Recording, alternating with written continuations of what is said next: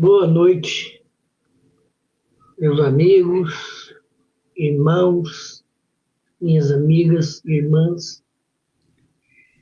Que Deus nos abençoe, posto que nos reúne novamente no segundo dia desse novo calendário, que alterou apenas um dígito, né? Tomara a Deus que todos nós aprendemos a fazer promessas de perdoar, de amar, de conviver, né? Para que realmente o ano seja novo, nós sejamos novos na mudança do calendário. Eu gostaria que alguém me dissesse aí se já temos como estamos de imagem e de som.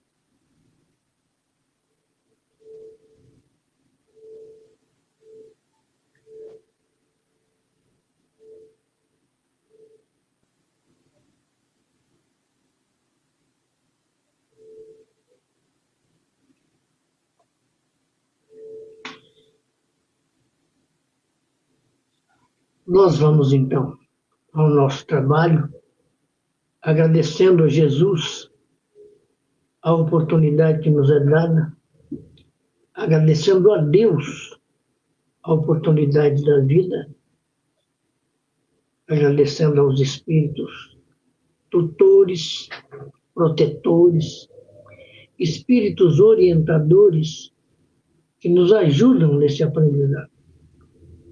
Sendo assim, abramos o nosso coração em oração para iniciarmos o aprendizado da noite. Pai nosso que estais nos céus, santificado seja o vosso nome. Venha a nós o vosso reino, e seja feita a vossa vontade, assim na terra como nos céus. O pão nosso de cada dia dai-nos hoje, perdoa-nos, Pai, as nossas dívidas, em medidas iguais a que perdoamos as dívidas do próximo. E não nos deixeis cair em tentação, mas livrai-nos de todo mal, porque teu é o reino, o poder e a glória por todo sempre. Que assim seja. Assim, agradecendo ainda uma vez a Jesus, agradecendo ainda uma vez a Deus e aos espíritos tutores, nós damos por aberto, em concordância fraterna e solidária com o Núcleo de Estudos Espíritas Caiba e Schuttel. Meus irmãos, minhas irmãs, o nosso tema de hoje, né, é não praticar o mal é o primeiro passo. Quando estudamos isso aqui, nós fizemos uma imagem na cabeça. Nós não praticamos o mal. Então nós demos um passo. E Quanto tempo ficamos estacionados nessa ilusão humana de que eu não faço mal a ninguém? Pronto. Parece que já sou virtuoso, ou parece que já adquiri virtudes, só pelo fato de não fazer mal. Mas nós vamos ver que tem algumas condições ideais, né, em que não fazer o mal é um bom começo, é o primeiro passo, sim, mas tem muito mais coisas pela frente. Tanto que o nosso amigo Manuel Filomeno de Miranda nos dá 2 exemplos aqui, né, de pessoas com determinadas condições e que poderiam, pelo menos o primeiro, poderia ter feito muito mais coisas e não fez. E o outro, em condições intelectuais também bastante avançadas, conseguiu fazer muita coisa, né? Então, Lord Byron, ou Byron, eu não sei a pronúncia, por exemplo, poderia ter se utilizado dos recursos de que dispunha para enobrecer-se e felicitar a vida das pessoas. Mas não foi o que ele fez. Barão Byron, Londres, 22 de janeiro de 1788. Missolonghi, 19 de abril de 1824. Conhecido como Lord Byron, foi um poeta britânico e uma das figuras mais influentes do romantismo. Entre os seus trabalhos mais conhecidos, estão os extensos poemas de Dom Juan, a peregrinação de Childe e o curto poema lírico Walks e Beth. Byron é considerado um dos maiores poetas britânicos, né? Permanece ainda nos dias de hoje lido e influente. Ele percorreu toda a Europa, né, quando estava conosco, especialmente a Itália, né, onde vivia durante 7 anos da sua vida, e juntou-se à Guerra da Independência da Grécia contra o Império Otomano.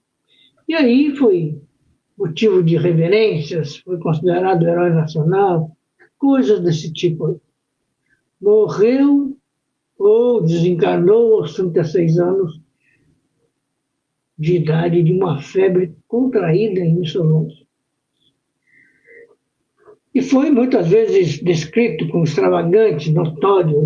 Ele teve uma vida,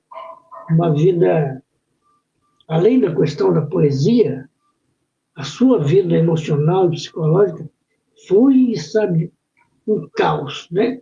Ele foi tanto criticado quanto festejado pelos excessos aristocráticos, incluindo altas dívidas. Numerosos casos amorosos, tanto com homens quanto com mulheres, como, por exemplo, com a meia-irmã da escritora Mary Shelley, Claire ou Claremont, além de boatos de uma relação escandalosa com sua meia-irmã no alto exílio e a bissexualidade.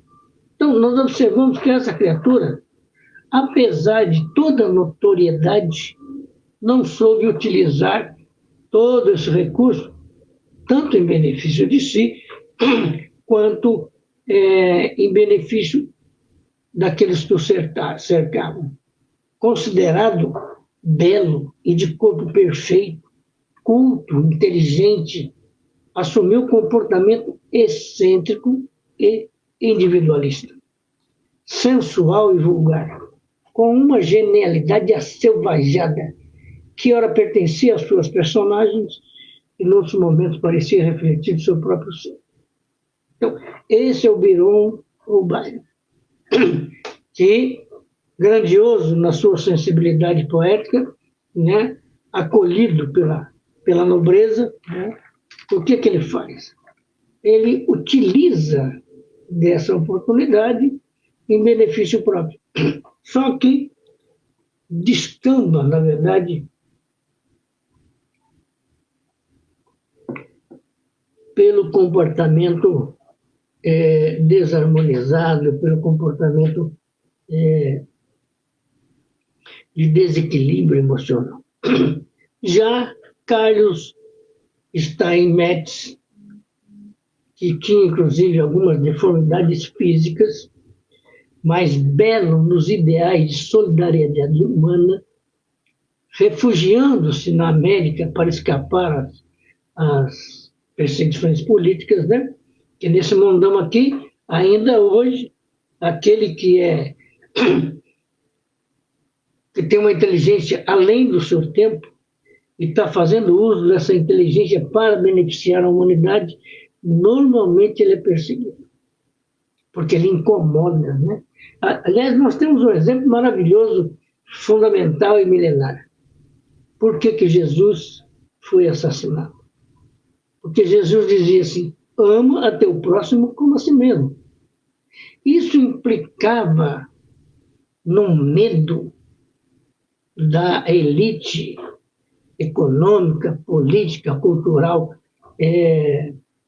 da Palestina e de Roma, como um intruso que queria reformar as condições econômicas da terra. Então era melhor assassiná-lo. Inventaram aquela história que todos nós conhecemos, né? Que é a história que Judas traiu e tal, e fizeram um povo ignorante, culturalmente ignorante, participar daquilo para poder culpar o povo. O povo escolheu assim. É mais ou menos quando a gente escolhe o político errado, depois tem que assumir as consequências, né? Só que escolher entre o Cristo e Barrabás foi uma decisão induzida e que até os dias de hoje ainda nos incomoda a consciência, né? O próprio Barrabás, eu li um livro sobre a vida do Barrabás, ele passou o resto da vida questionando pessoas por que os palestinos escolheram ele em troca da condenação de Jesus. Porque ele veio a descobrir que Jesus era poderoso, poderoso espiritualmente, poderoso em termos de amor ao próximo, poderoso no sentido da capacidade espiritual de curar literalmente pessoas. E ele ficou, além de indignado, apesar de ser um ladrão, né? Como é que as pessoas podiam fazer uma troca tão absurda daquela? Né? Eu acredito que ele deva ter concluído ou percebido que houve ingerências políticas, sociais para que isso acontecesse. Né? E, então, nós vemos que o Carlos Steinmetz refugia-se na América, procurando fugir dessas perseguições, né? E contribui de maneira extraordinária para o progresso das ciências elétricas, chegando a patentear 200 invenções e escrever diversos trabalhos científicos que promoveram o progresso tecnológico da humanidade. Então, a questão da aparência física não altera em nada para o espírito. O que altera é a sua disposição para fazer o bem. E pode ser bonito, como Jesus era bonito, mas tinha uma estrutura psicológica, não tem, né? Uma estrutura psicológica, moral, ética imbatível. Assim, nós também podemos ter uma estrutura psicológica, ética, moral, ainda que não imbatível, em face de estarmos necessitados de viver em mundo de prova e expiação, mas já com condições de fazer o bem. Então, Steinmetz faz o bem para a humanidade, porque ele cria coisas sensacionais, né? Nós vamos dar alguns exemplos aqui. Ele fomentou o desenvolvimento, a expansão da corrente alternada, que foi iniciada por Nikola Tesla, que tornou possível a expansão do sistema elétrico de potência nos Estados Unidos. Porque até então era conhecida a eletricidade, mas não sabia se dividir as forças elétricas de tal forma que atendesse no seu uso todas as necessidades e objetivos em termos da aparelhagem, né? Então, uma lâmpada, na época, por exemplo, de 60 watts, ela só era usada em corrente de 220. A alternada foi o uso de uma fase neutra para chegar aos 127 watts. E o nosso amigo Carlos Steinmetz, com a sua visão matemática, o seu estudo de engenharia, de eletricidade, eletricista, né? Ele era professor na União College, né?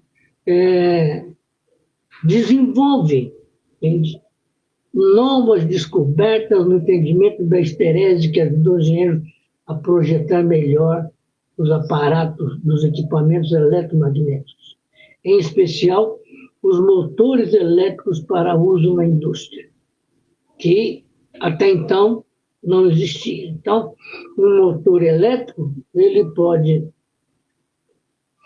ele pode sustentar, como por exemplo, um gerador, quando cai a força que vem da usina, esse gerador vai sustentar determinadas máquinas que não podem parar. Ele vai sustentar determinadas máquinas que nos hospitais, como geladeira, por exemplo, que não podem parar, né? E ele descobre todas essas coisas, começa a desenvolver tudo isso, né? Então, ele é conhecido por sua contribuição em 3 grandes campos da teoria dos sistemas de corrente alternada, a famosa AC que a gente vê lá nos códigos de eletricista, né? Histerese, análise de estado estacionário e transientes, né? De acordo com a direção que ele dá aos seus passos, surge para o homem os comportamentos que lhe assinalam a marcha. Tudo é, porém, decorrência do seu mundo mental, característica do seu estágio evolutivo. Como nós vimos, 2 intelectos. Um que se achava bonito, né? Extremamente permissivo, extremamente emocionalmente corrupto, né? E o outro com intelectualidade tão forte quanto o primeiro, fazendo o bem à humanidade. E aí, a sua aparência física não significa nada. Mas o outro se achava belo, achava que a beleza aqui na Terra, né, parece um troféu. Nos dias de hoje, então, meu Deus do céu, as belas e belos viraram celebridades. Celebridades do quê, né, meu Deus?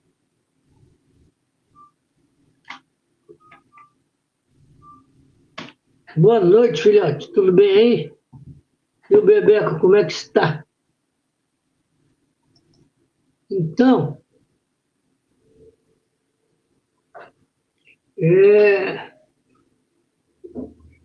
o homem, gerando hábitos, o que acontece? A esses hábitos ele se submete, porquanto ninguém há que viva sem esses condicionamentos. Porque é o hábito do trabalho, por exemplo, é o hábito da educação, por exemplo, é o hábito do respeito, é o hábito da convivência em harmonia, que nos faz manter o nível de relacionamento com as pessoas num clima de amor ao próximo, num clima de entendimento, de reciprocidade, né? Por isso, nós, como é que diz, não conseguimos viver sem os hábitos. Que bom que está tudo jóia. Dá mais uma bolinha para mim.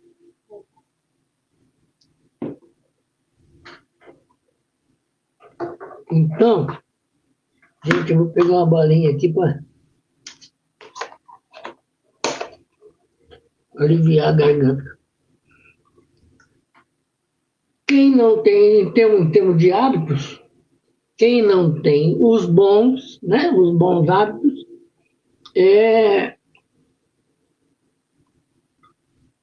não fica isento de hábitos. Passa a ter os maus hábitos, né?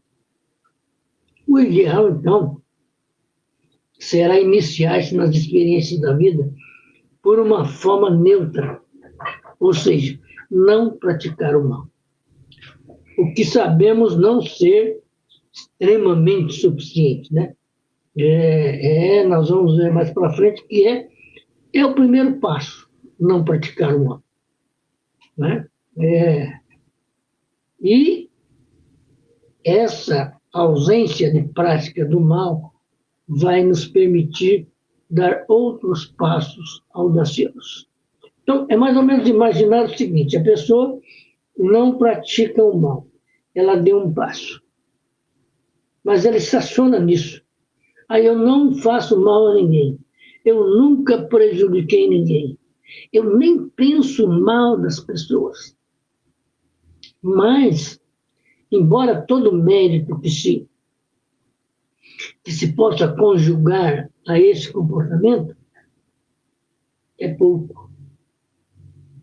Porque se eu deixar de praticar o mal, se muitas pessoas deixarem de praticar o mal, isso não quer dizer que o mal está morrendo, vai deixar de existir.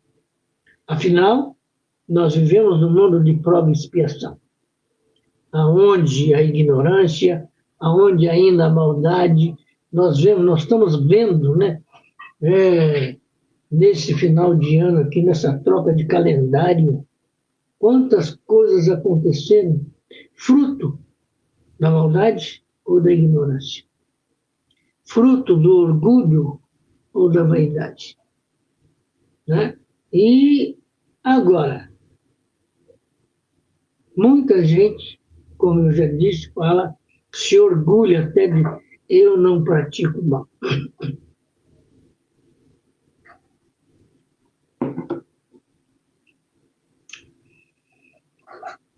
Então vejamos bem, é apenas o primeiro passo, não praticar o mal.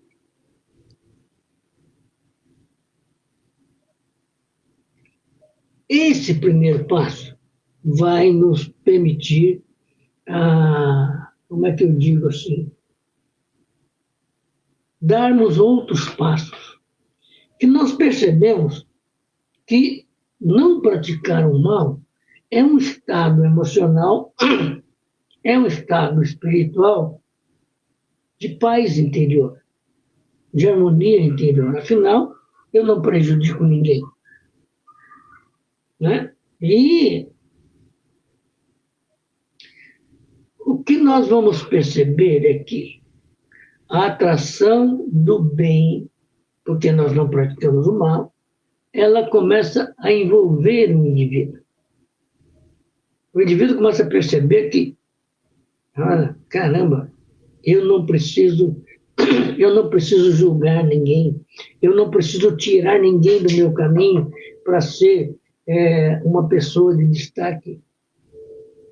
Ele começa a perceber que a sua ação de não praticar o mal já ajuda.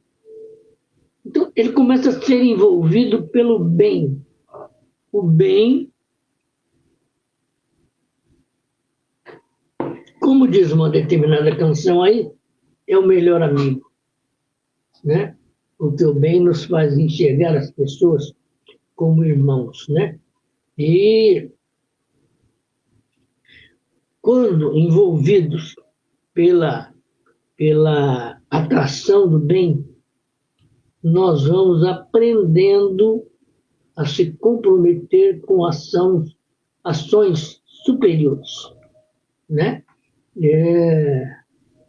E desse modo, evitar o mal, que em nós mesmos reside. Por que o mal reside em nós? Porque ainda não temos o conhecimento espiritual que suporte todas as nossas ações, todo o nosso entendimento.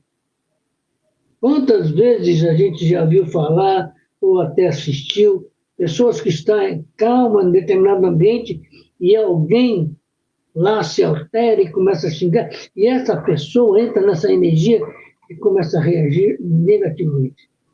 Então, por essas razões é que o mal ainda reside em nós. E olha, evitar o mal é também uma questão de livre-arbítrio, né? Porque é uma decisão nossa não praticar o mal.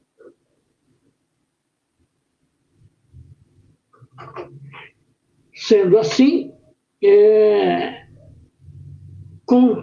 começamos a conquistar espaços para as ações meritórias, empenhando-nos por vivenciá-las. A partir de então, e aí esse é o caminho a trilhar. Nós começamos por não praticar o mal, vamos sendo envolvidos pelas vibrações saudáveis, salutares, né? Da ausência do mal em nosso caminho, em nossos passos, em nosso modo de ser, e o bem começa a nos envolver.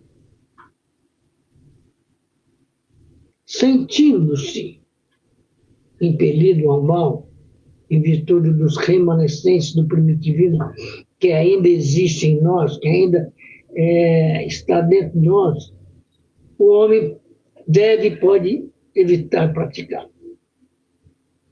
educando a sua vontade, canalizando forças morais para o bem, que nele igualmente se encontram germes, graças à sua origem divina. Observe que há determinados momentos da vida que nós somos contraditórios.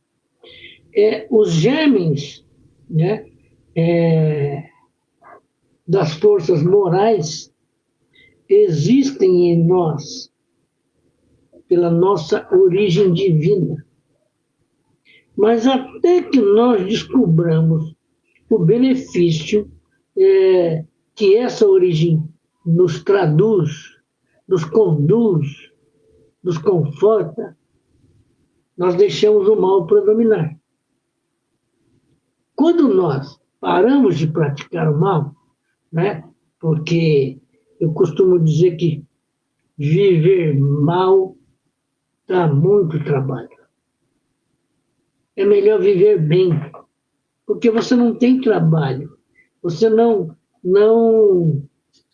como é que eu digo? Não tem que viver preocupado com as reações das pessoas ao seu modo de ser, seu modo de falar, seu modo de pensar. Porque você está vivendo o bem, né? Então, quando nós conseguimos parar de fazer o mal, parar de praticar o mal, e começamos a deixar o bem, a nos envolver, um dia a gente vai voltar ao mundo espiritual e aí fadado ao bem vitorioso que vai conseguir ao fim das pelejas travadas, ao fim das lutas travadas por aqui, né? Então, é importante que a gente entenda isso. E realmente, não fazer o mal já é o primeiro passo. O segundo passo, provavelmente, é fazer o bem. O terceiro passo, consequência de fazer o bem, amar ao próximo. Ou vice-versa. Amar ao próximo nos leva a fazer o bem. Entender as dificuldades do próximo. Porque normalmente, ainda, nós ouvimos esse tipo de coisa. Quando pessoas vêm pedir alguma coisa para nós, ou nós estamos assistindo essa pessoa pedir para alguém, vai trabalhar, você tem força, você é isso, você é aquilo, julgando.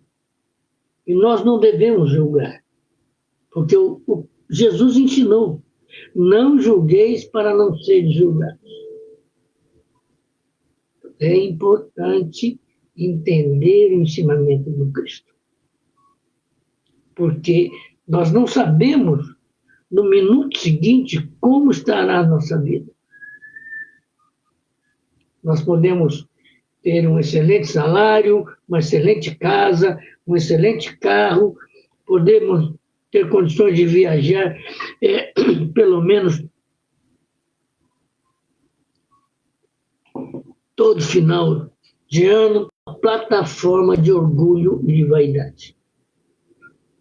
Entendendo que isso lhes permite julgar o próximo, ter atitudes deseducadas, sabe?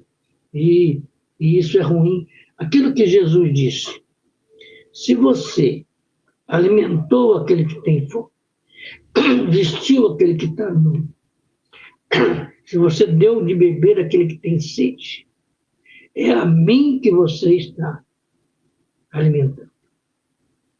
Porque esse é o ideal do Cristo, de que todos nós possamos nos amar, nos entender,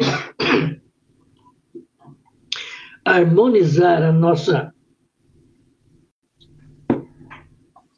nossa relação, para que realmente o bem seja a essência das nossas atitudes, né? Então, segundo o Espiritismo, a principal vantagem de não praticar o mal, observe que ainda tem uma vantagem ainda, né? É pouco, mas traz vantagem. Quando nós não praticamos o mal, estamos evitando a criação de débitos morais. Esses débitos morais, se nós praticarmos o mal, eles serão o resultado, eles serão as condições da nossa vida futura. Mas nós paramos de praticar o mal.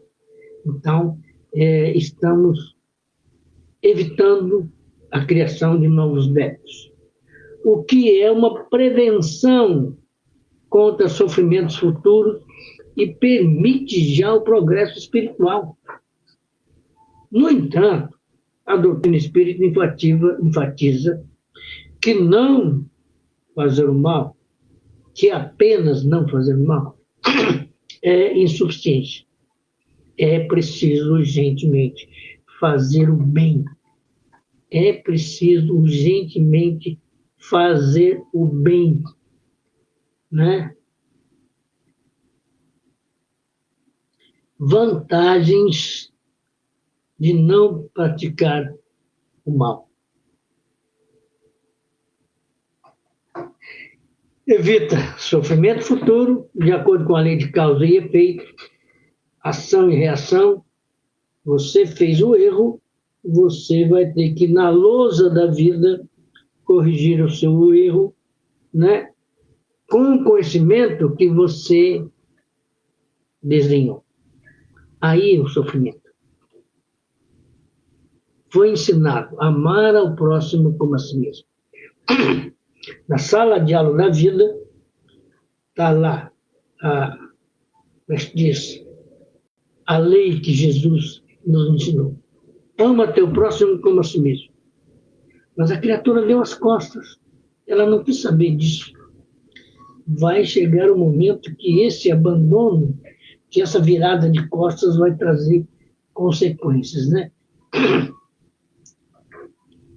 Porque toda ação negativa, quando a gente vai contra algo, e a gente está vendo aí muita gente indo contra as religiões, indo contra, inclusive, a fé, né?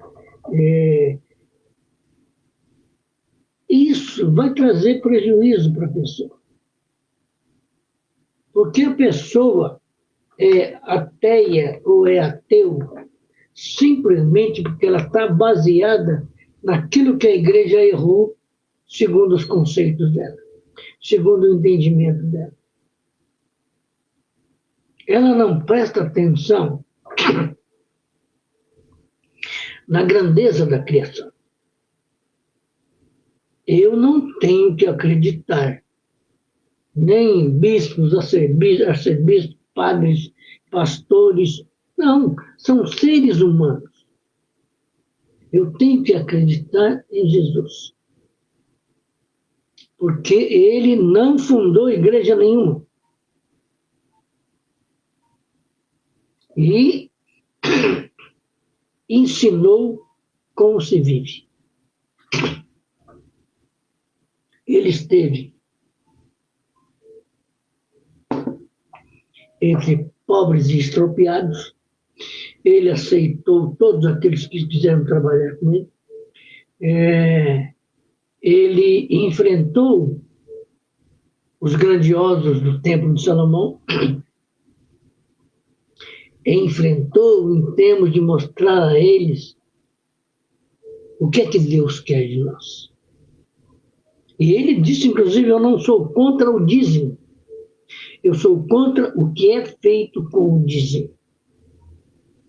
O dízimo é aceito quando ele ajuda os necessitados.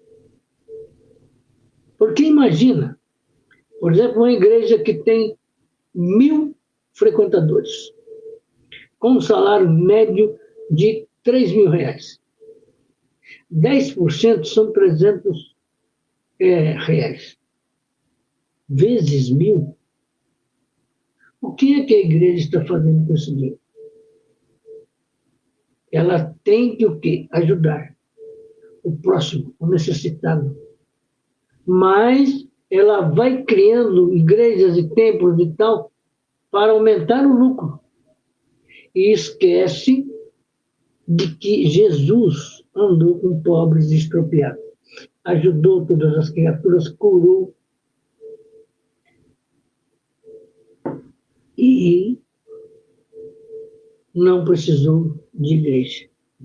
E ele disse que o templo de Deus é a natureza, é a vida, não é templo de pedras. Porque quando nós construímos uma igreja, estamos tentando prender Deus dentro da nossa igreja. Quando, na verdade, quando o Espírito da Verdade nos fala, cada consciência evolui por si, e nós sabemos que Deus está em nós, que o que nos faz descobrir Deus é como a gente interpreta a vida. Mas nós ficamos analisando Deus pelos efeitos que a vida traz. A morte. A morte é uma lei da vida. Ninguém vai passar de 130, 140 anos, 150 com o corpo e a mentalidade de 20 anos. A natureza não permite isso. Né? E, sendo assim, muita coisa que nós vemos por aqui, a nossa matéria é imperfeita. Ela, por si mesma, gera problemas de saúde. Agora, para que isso? É com esses problemas que a medicina foi descobrindo os meios científicos de resolver essas questões. Hoje, nós sabemos que há cura para o câncer, por exemplo.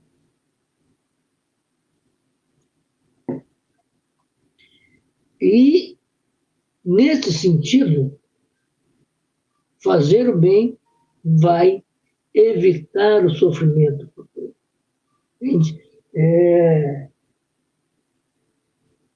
De acordo com a lei de causa e efeito, como nós estamos falando, de ação e reação, toda ação negativa gera consequências dolorosas para o próprio espírito. Toda ação negativa. Seja nessa vida ou encarnações futuras. Não praticar o mal evita a semeadura de sofrimento e a necessidade de reparações penosas. Observa, no segundo caso que nós exemplificamos aqui, de acordo com o Manuel Filomeno, como é que chama o nosso amigo aqui? Deixa eu ver o nome dele. Carlos Steinmetz. Ele trazia, na própria configuração pessoal, algumas deficiências. Mas na alma, ele não tinha essa deficiência. Ele usou a intelectualidade para melhorar a vida. Porque hoje nós não conseguimos viver sem eletricidade, que não apenas acende luz e ilumina a nossa noite, mas movimenta muita coisa, né? De um liquidificador na cozinha ao metrô. Entende? Eu tive a oportunidade de fazer um curso de eletricidade e eu descobri, por exemplo, que quando um trem sai de uma estação, ele vem comandado por estruturas elétricas dessa estação até a outra. Quando ele está entrando na outra, ele passa a receber a eletricidade da outra estação. Então, o que significa isso? Né? Um controle para que não haja problemas de ordem física, de ordem de aquecimento, né? O professor mostrou para a gente um mapa das questões dos disjuntores, contatores, dessas coisas todas do metrô, é algo simplesmente fantástico. Então, imagina uma usina elétrica. E descoberto por alguém que não estava preocupado com a sua fisionomia, com a sua vaidade, com a sua beleza. Né? Não praticar o mal promove a paz de consciência. A ausência de culpa e de remorso contribui para a tranquilidade e o conforto espiritual, essenciais para o bem-estar mental e emocional. Então, observa, hoje nós estamos falando muito de saúde mental. Começa a praticar o bem, que você vai ver que sara rapidinho. O meu irmão, o meu filho, a minha avó, a minha mãe desencarnou, eu estou sofrendo.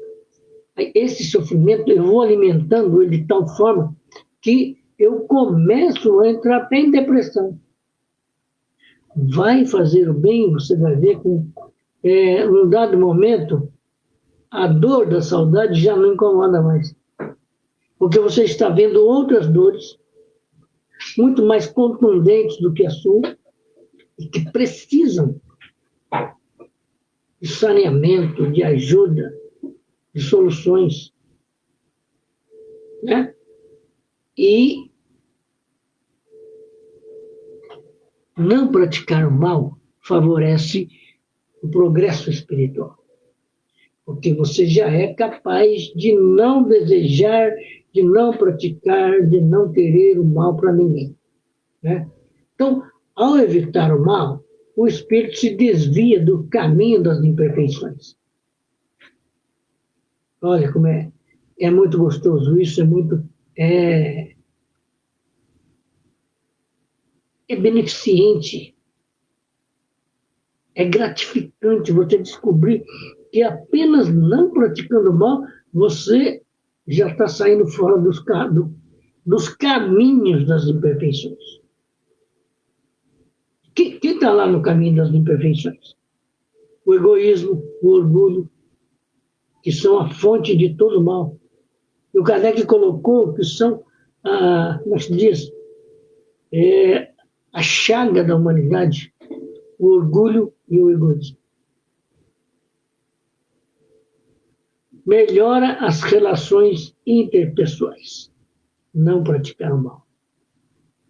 Evitar ações prejudiciais ao próximo, como a maledicência ou a injúria. Promove relações mais harmoniosas e fraternas com os outros seres. Por que estamos evitando ações que prejudicam o próximo? E é importante que a gente procure entender, porque foi isso que Jesus ensinou: ama teu próximo como a si mesmo. Amar ao próximo como a si mesmo é descobrir que o amor é fundamental. Quando nós não conseguimos amar ao próximo, não estamos amando a nós mesmos.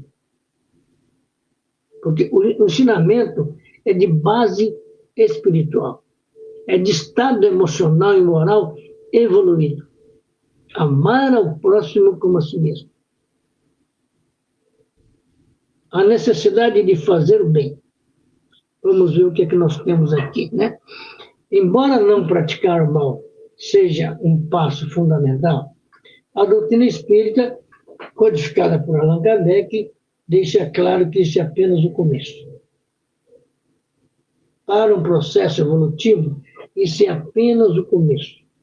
Nós começamos a enxergar que o mal só traz prejuízo. Agora, imagina praticar o bem. Na questão 642 do Livro dos Espíritos, traz aqui Manuel Filomeno de Miranda. Os Espíritos respondem: não, é preciso fazer o bem no limite das próprias forças, pois cada um responderá por todo o mal que tiver ocorrido por causa do bem que se deixou de fazer. Pensemos nisso, né? Vamos até repetir. Porque a pergunta é se apenas não praticar o mal resolveria a questão social, o relacionamento entre os seres humanos. E os espíritos superiores respondem: não. É preciso fazer o bem no limite das próprias forças, pois cada um responderá por todo o mal que tiver ocorrido por causa do bem que se deixou de fazer. Então, a nossa responsabilidade de não fazer o mal, ela é grandiosa, mas ela vai se estendendo de acordo com que a gente vai compreendendo a vida. E aí começamos a entender que praticar o bem tem uma ação muito mais profunda, muito mais abrangente do que simplesmente deixar de praticar o mal, né? A maior vantagem, reside na prática ativa da caridade e do bem. A maior vantagem, que coloca em movimento as forças da alma e acelera o processo de evolução do espírito, garantindo uma situação de conforto, de tranquilidade espiritual no porvir, né? A gente já viu aí nos estudos que os espíritos trouxeram ao Chico, né?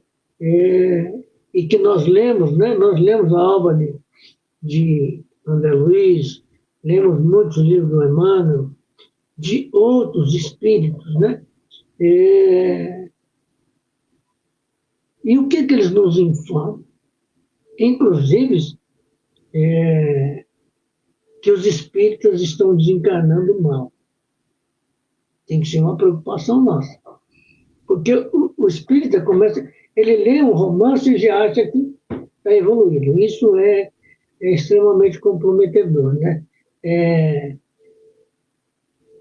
Se a maior vantagem reside na prática ativa da caridade e do bem, não podemos ficar isentos, estáticos, dentro do movimento social. Herculano Pires disse, né, que se o espírita tivesse consciência do significado de um centro espírita, o centro espírita seria o núcleo do maior movimento cultural do mundo. Imagina todos os centros espíritas do país com essa condição. A luz que se acenderia, sabe, iluminaria o país do Oiapoque ao Chuí, como a gente costuma falar. Né? Isso em termos de orientação doutrinária. Essa luminosidade nos levaria à prática do bem. Porque entenderíamos que... Porque quando acende a luz, o que acontece? Deixamos de enxergar jacarés, vultos, um monte de coisas que estão nas nossas sombras. Quando acendemos a luz, nós estamos enxergando os problemas existentes. Então, a necessidade de fazer o bem é simplesmente grandiosa e fundamental. Segundo o Espiritismo, a principal vantagem de não praticar o mal é evitar a criação de débitos morais, o que previne sofrimentos futuros e as consequências negativas pela lei de causa e efeito. No entanto, a doutrina espírita enfatiza que a mera abstenção do mal é apenas o ponto de partida. O progresso espiritual reside na prática do bem, na prática ativa. Não adianta fazer o bem hoje, que é dia 2 de janeiro de 2026, e lá na virada do próximo ano para 2027 eu vou fazer o bem de novo. Eu deixei um espaço vazio, um espaço sem atitudes, sem atividades fraternas, solidárias, imenso. E o que diz o Livro dos Espíritos para a gente? Fazer o bem no limite das nossas forças. Né? Progressão espiritual. Nós estamos caminhando para o final.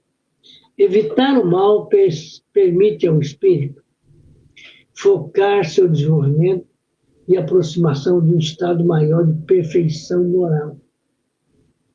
Quando nós estamos evitando o mal. Imagina se, além de evitar o mal, nós estamos praticando o bem. Ficamos cada vez mais perto desse estado de perfeição moral. Nós ficamos assim, felizes da vida, com o entendimento em alta, entendimento mental, intelectual, doutrinário, filosófico, em alta, quando nós lemos a história de Bezerra de Menezes, a biografia, né, de Ivone do Amaral Pereira, do próprio Chico, e de tantos outros que se destacaram no movimento espírita, né, nós ficamos encantados. Nós sabemos que Bezerra de Menezes acompanha Jesus desde o século II, tendo como divisor de águas históricas a presença do Cristo no mundo. Então, são 1.800 anos acompanhando Jesus. Acompanhando em termos de conhecimento, de entendimento, de atitude, de fazer o bem constantemente. que pensar que uma criatura que se formou na faculdade e pega o anel de graduação e dá para uma mãe que não tinha recurso para comprar remédio, para ela vender esse anel que era de ouro, para poder comprar um remédio para o filho necessitado. Olha a importância que ele dá à questão do título. O título é humano. Não é um título que se leva para o mundo espiritual. Há, no livro Boa Nova, se não me falha a memória, o Humberto de Campos mostra que um Papa desencarnou, eu esqueci o nome dele agora, e Pedro foi receber a criatura. E esse Papa tinha inventado essa história do anel do pescador. E o Pedro falou para ele: rapaz, o que você está fazendo? Eu era um simples pescador, aonde eu tinha recurso para ter um anel de ouro desse porte. Você está enganando as pessoas. E agora, assim como eu, você vai passar pelo crivo da consciência. Esse Papa, desencarnou e teve tanta dificuldade espiritual para desencarnar, porque o apego à matéria, ao recurso, era tão forte que teve quase que se arrancado do corpo, porque o corpo já não lhe atendia às necessidades. E o Pedro mostrou para ele também: isso aqui é a minha estátua, vocês criaram a minha estátua. E colocaram um anel na minha mão e eu era um pescador. Simplesmente um pescador. E aí vocês criam essa historinha de anel de pescador, que só vocês podem ter. Estão mostrando uma intimidade com o Pedro que não existia. Porque intimidade a gente consegue com aqueles que a gente convive. Então, não praticar o mal realmente nos traz paz na consciência, nos faz enxergar a ausência de débitos kármicos pela lei de causa e efeito, pela lei de ação e reação, porque toda ação negativa gera uma correspondência, gera uma consequência correspondente. Não praticar o mal evita a necessidade de futuras expiações e reparações nas encarnações futuras. A paz da consciência. A consciência individual funciona como um tribunal interno da justiça divina. Deus está em nós. Onde é que a gente coloca Deus? Quando a gente briga com o próximo. Quando a gente desentende com o próximo. Quando a gente quer impor ao próximo a nossa opinião. Temos que pensar nisso, né? Para evitar problemas para as encarnações futuras, né? Evitar ações prejudiciais resulta em maior tranquilidade e paz interior, né? Então, para a gente encerrar aqui, melhores condições de vida futura. As ações do presente moldam, né, o futuro do espírito, seja nesta ou nas próximas encarnações. Uma conduta reta assegura reflexo da mesma natureza, resultando em uma situação de maior conforto e tranquilidade espiritual. Que Deus nos abençoe, que nos oriente além, né, para então, um desfecho legal, a ausência da prática do mal, atrai boas influências espirituais. Imagina o médium, né? A responsabilidade dele. Ele não pode fazer igual o cartão, né? a pregar o evangelho de dia e roubar de noite, né? De maneira nenhuma. Então, como disse o Iscariotes, o Humberto Campos, né? eu não traí Jesus, eu já paguei a minha parte. Agora, está traindo Jesus aquele que vai na igreja e sequer reconhece Jesus. Aquele que vai na igreja e não ama o seu próximo. Aquele que vai na igreja e não pratica o bem. Né? Então, observamos que realmente não praticar o mal já é abrir as portas do caminho do bem. Que Deus nos abençoe, nos ilumine, que nós tenhamos um início de ano novo sendo novos na nova data do calendário. Hoje é dia 2 de janeiro. Né? Então, eu vou pedir à minha filha para fazer o enterramento. Um abração em todos e um bom final de semana.